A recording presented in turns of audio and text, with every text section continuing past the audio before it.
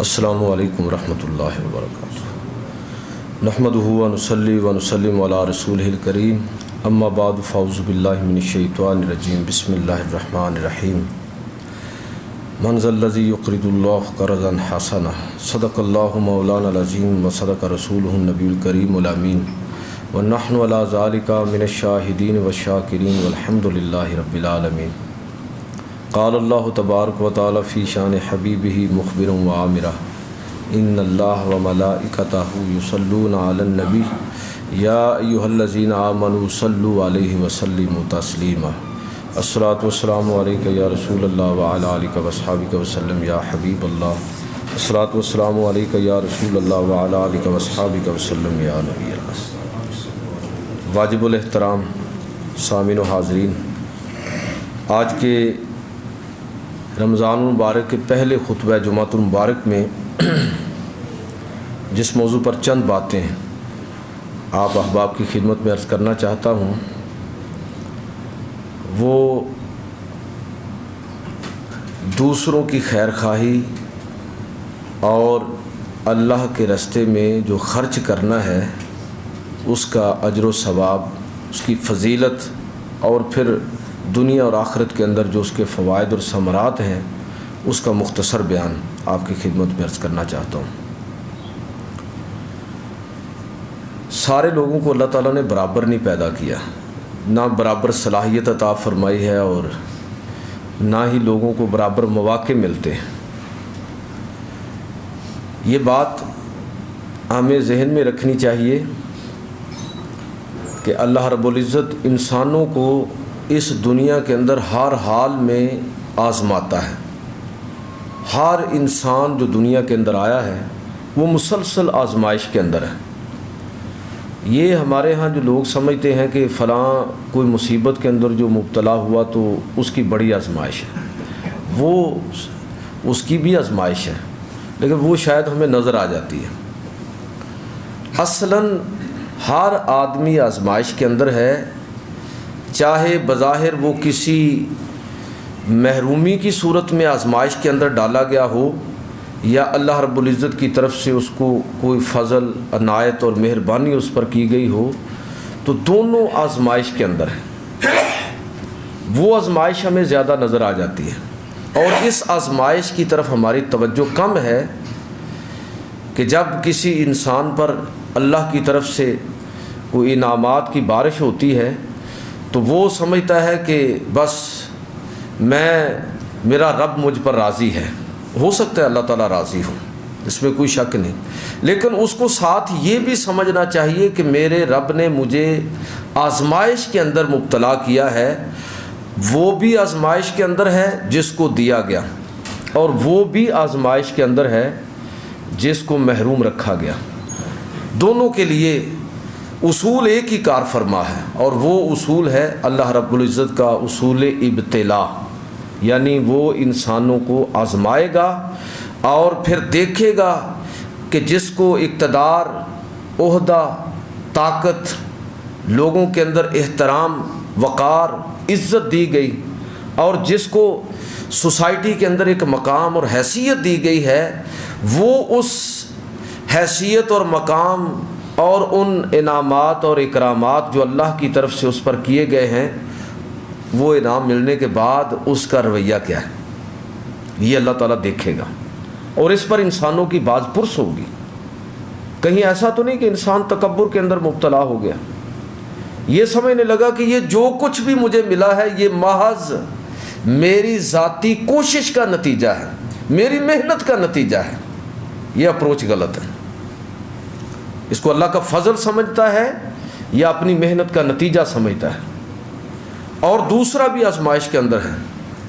کہ جس سے کوئی چیز چھین لی گئی، کوئی نعمت اس سے چھن گئی، رب کریم نے اس کو آزمائش کے اندر ڈالا ہے کہ دیکھا جائے کہ یہ صرف خوشحالی میں ہی اللہ کا شکر ادا کرتا ہے، یا جب اس پر کوئی دکھ، تکلیف اور مصیبت آتی ہے تو اس وقت بھی یہ اپنے رب کا شکر گزار بندہ بن کر رہتا ہے کہ نہیں رہتا۔ یہ اگر ہمارے بات ذہن میں ہو تو اب اگلی بات سمجھنا ہمیں بالکل آسان ہو جاتا ہے کہ جب رب کریم کی طرف سے انسان کو نعمتیں میسر ہوں تو اب ان نعمتوں پر شکر ادا کرنے کا طریقہ کیا ہے۔ اگر اللہ تعالیٰ نے صلاحیتیں دی ہیں تو ان صلاحیتوں کو کس طرح وہ شکر گزاری کے جذبے کے ساتھ استعمال کرتا ہے،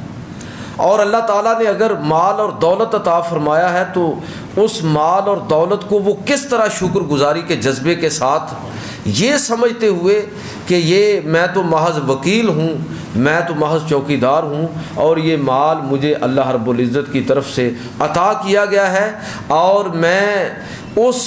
صفت کا مظہر بننے جا رہا ہوں، اللہ تعالیٰ کی اس صفت کے تقاضوں کو پورا کرنے جا رہا ہوں کہ اللہ تعالیٰ بھی رازق ہے، لیکن وہ کیا کر رہا ہے، بندے کو بھی رازق بنا رہا ہے۔ حقیقی رازق تو اللہ کی ذات ہے، لیکن اس نے یہ موقع ایک انسان کے لیے بھی پیدا کر دیا کہ وہ دوسروں کی ضروریات کو پورا کر کے،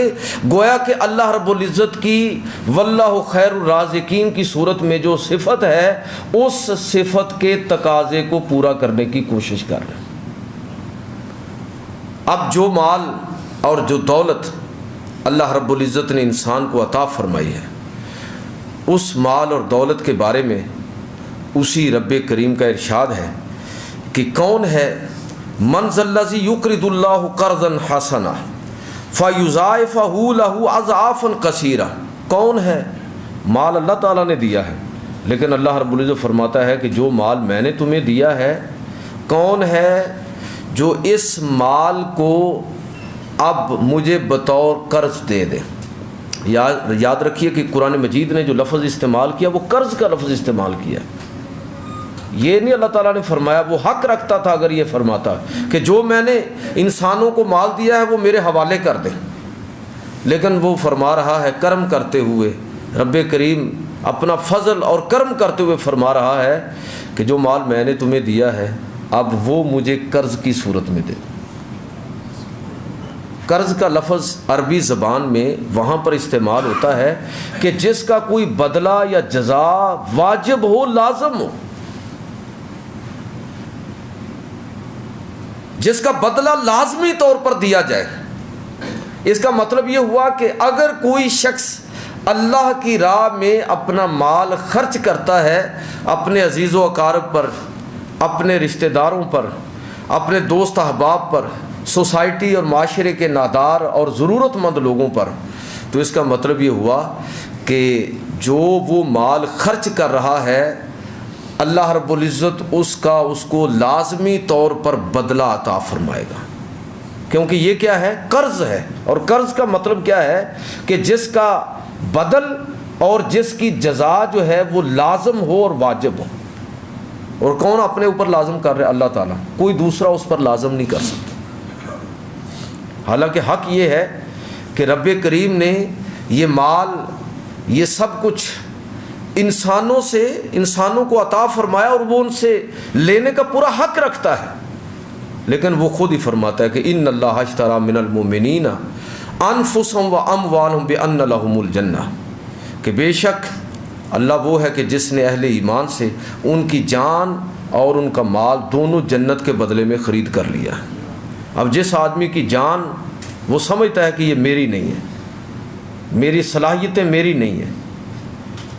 مجھے جو عزت اور احترام ملا ہے یہ میرا نہیں ہے، میری کسی صلاحیت کا نتیجہ نہیں، اللہ تعالیٰ کے فضل اور کرم کا نتیجہ ہے،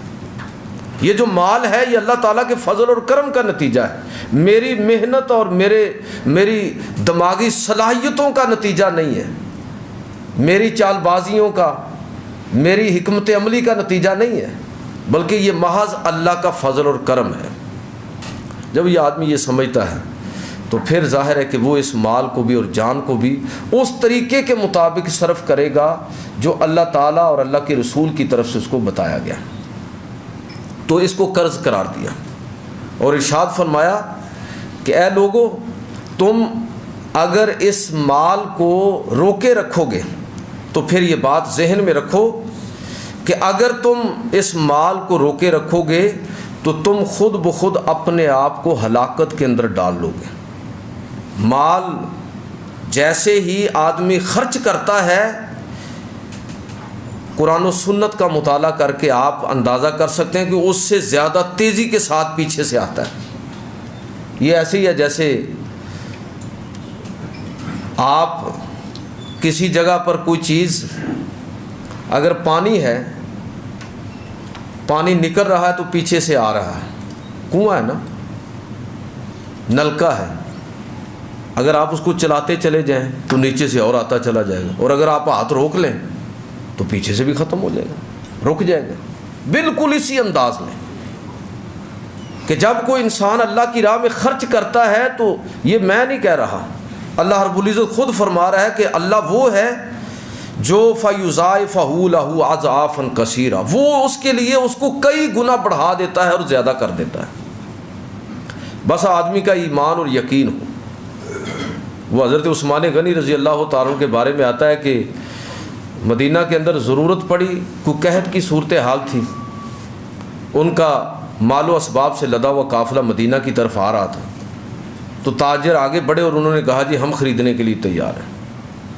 فرمانے لگے کہ کتنا دیتے ہو؟ جو انہوں نے رقم بتائی، کہنے لگے مجھے اس سے زیادہ ملتا ہے۔ انہوں نے اور بڑھا دی اور بڑھا دی، اور جب وہ اپنی آخری حد کو پہنچ گئے تو فرمایا کہ مجھے اس سے 10 گنا زیادہ مل رہا ہے۔ انہوں نے کہا جی اس سے زیادہ مدینہ میں جتنا ہم نے اس کا ریٹ لگا دیا ہے، جو اس کی قیمت ہم نے بتا دی ہے، مدینہ میں بھلا کون ہوگا جو ہم سے زیادہ اس کے نرخ لگائے گا؟ کون ہے جو اس سے زیادہ؟ آپ کہہ رہے ہیں 10 گنا زیادہ۔ تو فرمانے لگے کہ میرے رب نے مجھ سے وعدہ کیا کہ میں اس کا 10 گنا زیادہ تمہیں دوں گا، اور پھر وہ سارا مال اسباب اہل مدینہ میں ضرورت مندوں کے اندر تقسیم کر دیا۔ اللہ تعالیٰ نے جو انسان کو توفیق عطا فرمائی ہے، اس میں سے خرچ کرنا اور اللہ کی راہ میں صرف کرنا یہ لازم ہے، واجبات دین میں سے ہے۔ قرآن مجید فرقان حمید کے اندر اللہ رب العزت ارشاد فرماتا ہے، یا ایھا الذین آمنوا انفقوا مما رزقناکم من قبل ان یاتی یوم لا بیع فیہ ولا خلۃ ولا شفاعۃ والکافرون هم الظالمون۔ اے ایمان والو، جو ہم نے تمہیں دیا ہے اس میں سے خرچ کرو،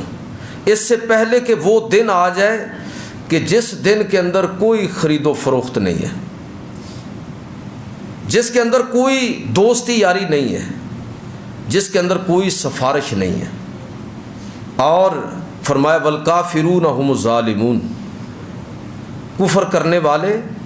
نافرمانی کرنے والے وہی ظالم ہیں۔ آپ ذرا الفاظ پر غور کیجئے کہ جو اللہ کے دیے ہوئے مال میں سے توفیق ہونے کے باوجود، توفیق موجود ہے، پھر بھی خرچ کرنے میں بخل کا مظاہرہ کرتا ہے، تو وہ گویا کہ اللہ تعالیٰ کی اس نعمت کا کفر کر رہا ہے۔ اور اللہ رب العزت فرما رہا ہے کہ والکافرون هم الظالمون، جو کافر ہیں، یہاں کافر سے مراد جو اللہ کی نعمت کا انکار کرنے والا ہے، جو نعمت اس کو اللہ رب العزت نے عطا فرمائی ہے وہ اس پر سانپ بن کے بیٹھ گیا ہے، تو اللہ رب العزت فرماتا ہے کہ یہی لوگ ہیں جو ظالم ہیں۔ اور جو اللہ کی راہ میں خرچ کرنے والے ہیں وہ اللہ کے دوست ہیں، وہ اللہ کے محبوب ہیں، ان کے مال میں ان کی جان، ان کی عزت و آبرو کے اندر اللہ رب العزت اضافہ فرماتا ہے۔ ایک دوسری آیت کے اندر یہ بات ایک اور انداز میں فرمائی گئی، فرمایا کہ وَأَنفِقُوا مِمَّا رَزَقْنَاكُم مِّن قَبْلِ أَن يَأْتِيَ أَحَدَكُمُ الْمَوْتُ فَيَقُولَ رَبِّ لَوْلَا أَخَّرْتَنِي إِلَىٰ أَجَلٍ قَرِيبٍ فَأَصَدَّقَ وَأَكُن مِّنَ الصَّالِحِينَ۔ سورہ منافقون کی آیت نمبر 63، 10ویں آیت ہے سورہ منافقون کی۔ اللہ رب العزت فرماتا ہے کہ اور جو تمہیں ہم نے رزق دیا ہے اس میں سے خرچ کرو، اس سے پہلے کہ وہ تم میں سے کسی ایک کو موت کا وقت آ لے، اور پھر وہ اس وقت یہ کہے فَيَقُولَ رَبِّ لَوْلَا أَخَّرْتَنِي إِلَىٰ أَجَلٍ قَرِيبٍ، اور اس وقت حسرت کے ساتھ یہ کہے کہ اے اللہ کچھ وقت مل جاتا کہ میں تیری راہ میں خرچ کرتا، فَأَصَدَّقَ وَأَكُن مِّنَ الصَّالِحِينَ، کہ میں تیری راہ میں خرچ کرتا اور نیک اور صالح لوگوں میں شمار ہو جاتا۔ اچھا، بڑی اہم بات ہے یہاں پر اگر آپ غور فرمائیں، کہ آخری لمحات میں بندے کو بات سمجھ آ جائے گی، اس وقت مواقع نہیں ہوں گے۔ یہ تو اللہ تعالیٰ کا فضل ہے، اللہ کے رسول صلی اللہ علیہ وسلم کی مہربانی ہے کہ ہم آخری مواقع پر، قیامت کے دن اٹھنے کے موقع پر اور قبر کے اندر ہر مواقع کے جو سوالات ہیں اور جو وہاں کے حالات ہیں، ان سب سے ہمیں اللہ کے رسول نے آگاہ کر دیا تاکہ ہم خبردار ہو جائیں، تیاری کر کے رکھیں، تو بندے کو سمجھ آ جائے گی۔ وہ یہ نہیں کہے گا کہ اللہ مجھے تھوڑا سا وقت اور مل جاتا تو میں 2-4 نمازیں، کوئی 2-4 رکھتے اور پڑھ لیتا، مزید روزے رکھ لیتا، کوئی حج کر لیتا، عمرہ کر لیتا، ذکر اذکار اور تسبیحات کر لیتا، یہ نہیں کہے گا۔ بڑی اہم بات ہے، قرآن پاک کی اس آیت پر غور کیجیے۔ آخری لمحات میں انسان کو بات سمجھ کے آئے گی، سمجھ اس کو یہ آئے گی کہ یہ جتنی نیکیاں ہیں بے شک یہ بڑی نیکیاں ہیں، روزہ بھی بڑی نیکی ہے، نماز بھی بڑی نیکی ہے، حج اور عمرہ بھی بڑی نیکی ہے، اور زکوٰۃ اور دیگر جو نیکیاں ہیں وہ بھی بڑی نیکیاں ہیں۔ لیکن اس کو یہ بات سمجھ آئے گی کہ ان سب نیکیوں سے بڑی نیکی جو ہے وہ اللہ کی مخلوق کی خدمت اور ان کی خیر خواہی ہے، ان پر اپنے مال کو خرچ کرنا جو ہے یہ اللہ تعالیٰ کو سب سے زیادہ محبوب ہے۔ اس لیے حدیث پاک میں آتا ہے نا کہ قیامت کے دن اللہ تعالیٰ بندے سے کہے گا کہ میں بیمار ہوا، تو نے میری مزاج پرسی نہیں کی۔ بندہ کہے گا کہ اللہ تو ہر بیماری سے پاک ہے، دوسروں کو صحت عطا فرمانے والا ہے، تو بڑا بیمار کیوں کر ہوا کہ میں تیری مزاج پرسی کرتا۔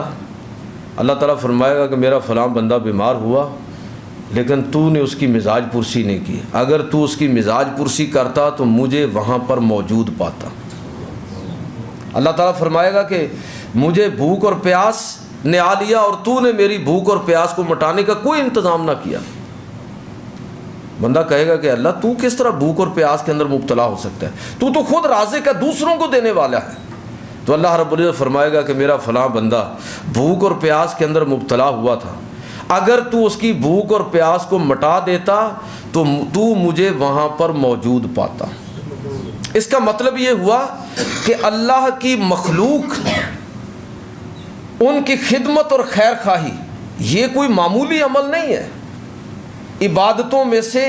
اللہ کو جو محبوب ترین عبادتیں ہیں وہ اپنی عبادات اور جو اس کے اپنے معاملے میں فرائض ہوں گے، اس میں رب کریم خود، یہ حدیثوں اور قرآن کو آپ پڑھیے تو آپ کو پتہ چلے گا کہ فرائض کے بارے میں، حقوق اللہ کے بارے میں اللہ رب العزت اپنی مرضی فرمائے گا، اپنا اختیار استعمال کرے گا، اور چاہے گا تو انسانوں کو معاف کرے گا اور چاہے گا تو سزا دے گا۔ اور آپ امید رکھتے ہیں کہ ہمارا رب جتنا مہربان ہے وہ اپنے فرائض کے معاملے میں اگر ہم سے کوئی کوتاہی ہوئی تو اس میں ہمیں ضرور معاف فرمائے گا، ہمارے معاملے میں چشم پوشی فرمائے گا۔ لیکن جس چیز میں وہ معاف نہیں کرے گا، اپنے پاس اختیار ہی نہیں رکھے گا، وہ انسانوں کا معاملہ ہے، وہ لوگوں کا معاملہ ہے۔ اگر یہ بات لوگوں کو سمجھ آ جائے تو سوشل ویلفیئر اسٹیٹ کا تصور بھی آپ کو سمجھ آ جائے گا کہ وہ کیا ہوتی ہے، اور ایک ایسی سوسائٹی یعنی ویلفیئر جس کا ترہ امتیاز ہو، سوشل ورک جس کا ترہ امتیاز ہو، جس میں لوگ ایک دوسرے کی خیر خواہی کو سب سے بڑی عبادت سمجھنے لگیں، تو یہ باتیں اگر کسی کو نیکی کے صحیح تصور کی سمجھ آ جائے تو یہ چیزیں اس کی پہلی ترجیح کے اندر آ جائیں گی۔ حضور صلی اللہ علیہ وسلم نے اسی لیے فرمایا نا کہ الخلق عیال اللہ، مخلوق اللہ کا کنبہ ہے، فاحب الخلق الی اللہ من احسن الی عیالہ، اللہ تعالیٰ کو اپنی مخلوق میں سے سب سے زیادہ وہ شخص پسند ہے جو اس کی مخلوق کے ساتھ محبت رکھنے والا ہے۔ اللہ کا محبوب میں اور آپ سب بننا چاہتے ہیں، تو اللہ کا محبوب بننے کا سادہ طریقہ یہ ہے کہ اللہ کی مخلوق کے ساتھ محبت کی جائے، اور میں اس کو وہ ساری چیزیں، تو اس وقت جو گھبراہٹ آپ پر طاری تھی اللہ کے رسول صلی اللہ علیہ وسلم پر، اور جو بظاہر ایک پریشانی آپ کو لاحق تھی، اس پر بڑا خوبصورت تبصرہ جو ہے وہ حضرت خدیجۃ الکبریٰ رضی اللہ تعالیٰ عنہا نے کیا۔ اللہ کے رسول آپ پریشان مت ہوئیے، واللہ لا یخزیک اللہ ابدا، خدا کی قسم اللہ آپ کو رسوا اور ناکام نہیں کرے گا۔ اے اللہ کے رسول آپ پر ایمان لائیں، اور ساتھ فرمایا کیا کہ آپ پریشان مت ہوئیے، اللہ تعالیٰ آپ کو رسوا اور ناکام نہیں کرے گا۔ اور وجہ اس کی کیا بیان فرمائی؟ یہ اعلان نبوت سے پہلے حضور کی سیرت ہے۔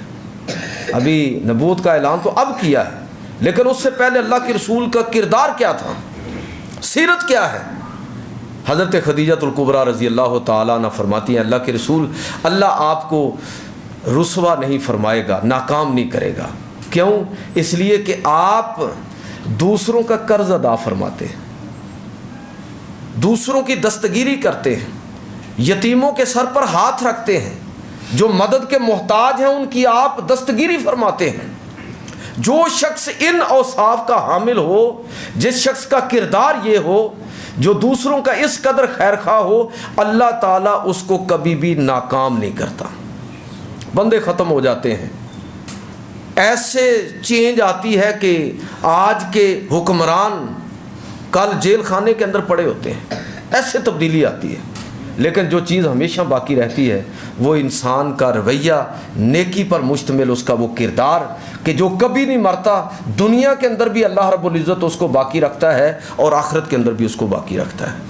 اگر وہ صاحب ایمان ہے تو اس کی دنیا بھی کامیابی کے اندر اللہ اس کی عزت اور آبرو کو بڑھا دیتا ہے، اور آخرت تو اس کی ہوگی ہوگی۔ اور اگر اس نے نیکی کی ہے، مخلوق خدا کی خیر خواہی کی ہے، بھلے سے وہ مومن نہ بھی ہو، تو اللہ رب العزت دنیاوی اجر و ثواب سے اس کو پھر بھی محروم نہیں کرتا۔ یہ کون تھا سر گنگا رام؟ یہ دیال سنگھ کون تھا؟ یہ اتنے بڑے خیرات خانے جو ان لوگوں نے قائم کیے تھے، جو نان مسلم تھے، آج بھی ان کے نام ان کی ان نیکیوں کی وجہ سے باقی ہے۔ آپ سر گنگا رام کا ذرا اس کی بایوگرافی پڑھ کے دیکھیں، نیٹ سے پڑھ کر دیکھ لیں، آپ کو پتہ چلے گا کہ یہ گلاب دیوی ہو، سر گنگا رام ہو، دیال سنگھ ہو یا کوئی اور ہو، یہ وہ لوگ تھے کہ جنہوں نے مخلوق خدا کی خیر خواہی کی۔ اللہ رب العزت نے اس دنیا کے اندر ان کی اس نیکی کا ان کو یہ اجر دیا کہ ان کے جانے کے بعد بھی آج ان کا نام احترام اور عزت کے ساتھ لیا جاتا ہے۔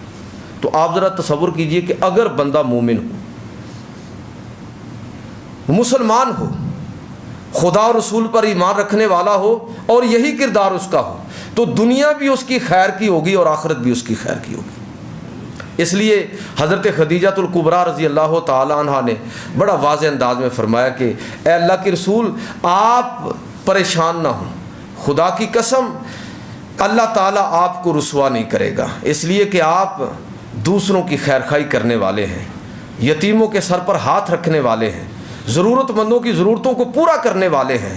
مہمان نوازی کرنے والے ہیں، اور دوسروں کے کام آنے والے ہیں۔ جس شخص کا کردار یہ ہو، بھلے اللہ رب العزت اس کو بلا ناکام فرمائے گا، نامراد کرے گا، اس لیے اللہ آپ کو کامیاب کرے گا۔ آپ بالکل گھبرائیے مت۔ یہ سبق ہے ہمارے لیے۔ حضرت خدیجۃ الکبریٰ رضی اللہ تعالیٰ عنہ کی اس حدیث اور بیان کے اندر ہمارے لیے سبق ہے کہ زندہ انسان اولاد نرینہ سے نہیں رہتا، مال و دولت کی کثرت سے نہیں رہتا۔ ہمارا مقابلہ کن چیزوں میں ہے؟ انہی چیزوں میں ہے نا۔ عمارتیں بنا لو اونچی اونچی، عہدے اور اقتدار حاصل کر لو بلند سے بلند تر، اور دولت کے اظہار کے مختلف طریقے ہم اپناتے ہیں، لیکن جو چیز باقی رہے گی، جو ہمیشہ باقی رہے گی، وہ انسان کا وہ کردار ہے، خیر خواہی کا وہ انداز ہے جو اس نے اللہ کی مخلوق کے ساتھ اختیار کیا۔ اس لیے ہمیں ان چیزوں کو مد نظر رکھنا چاہیے۔ نبی کریم صلی اللہ علیہ وسلم نے اسی چیز کی تلقین فرمائی، صحابہ کرام نے اسی چیز کو اپنی زندگی کے اندر اپنایا۔ انہوں نے نہیں دیکھا کہ ان کا سوشل سٹیٹس کیا ہے، سماجی اور معاشرتی حیثیت کیا ہے۔ یہ حضرت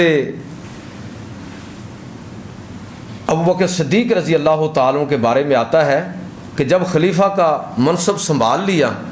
تو کسی یتیم بچی کی بکریوں کا دودھ دوتے تھے خلافت سے پہلے، اگلے دن بھی پہنچ گئے کہ ان کا وہ کام نپٹانے کے لیے۔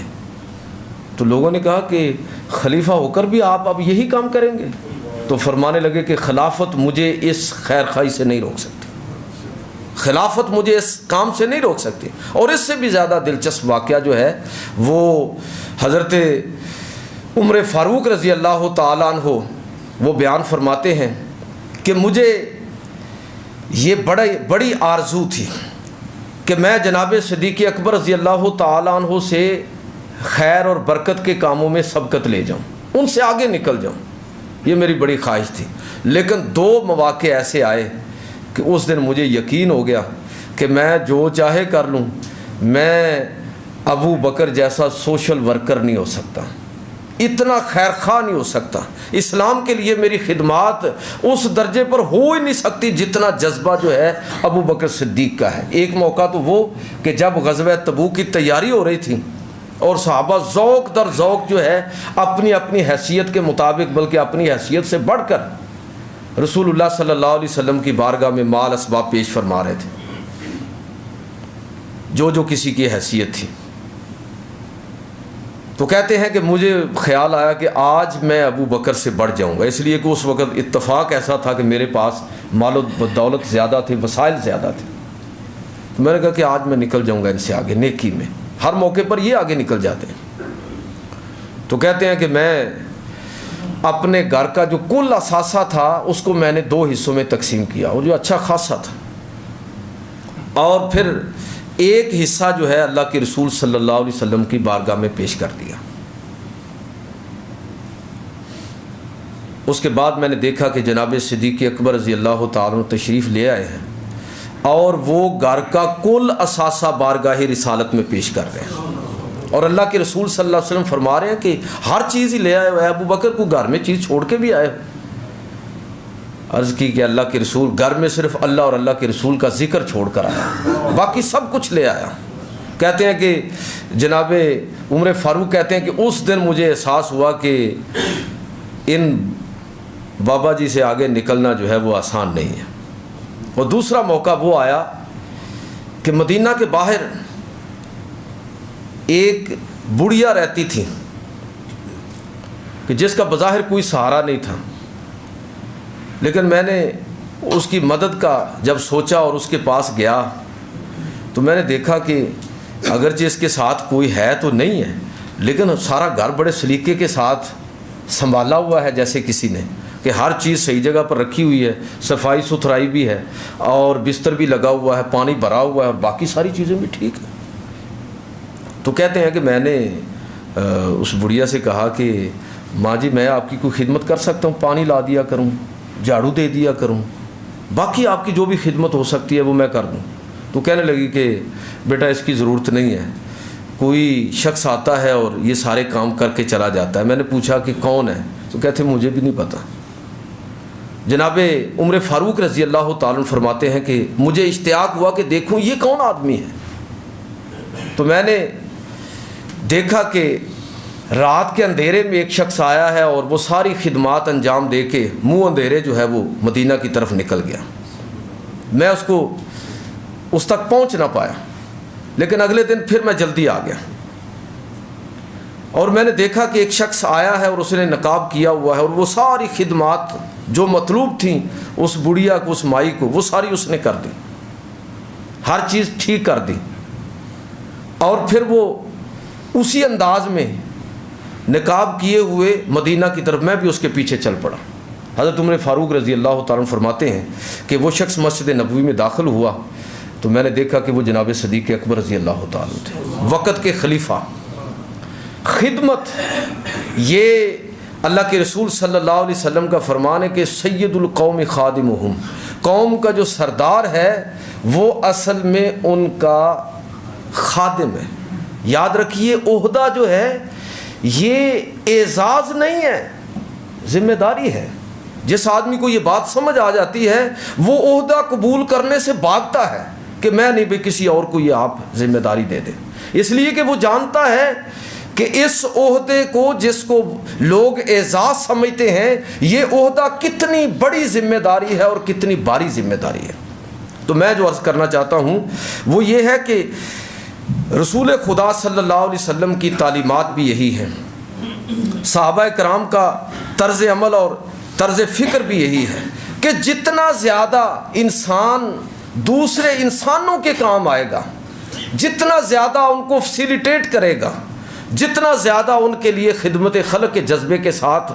وہ ان کے لیے حاضر ہوگا، یہ اصل میں نیکی وہ ہے کہ جس کی کوئی حد و حساب نہیں ہے، جس کا کوئی شمار نہیں ہے، اور یہ نیکی وہ ہے کہ جو اللہ تبارک و تعالیٰ کو ساری نیکیوں سے زیادہ بڑھ کر پسند ہے۔ اور اکثر آپ مجھ سے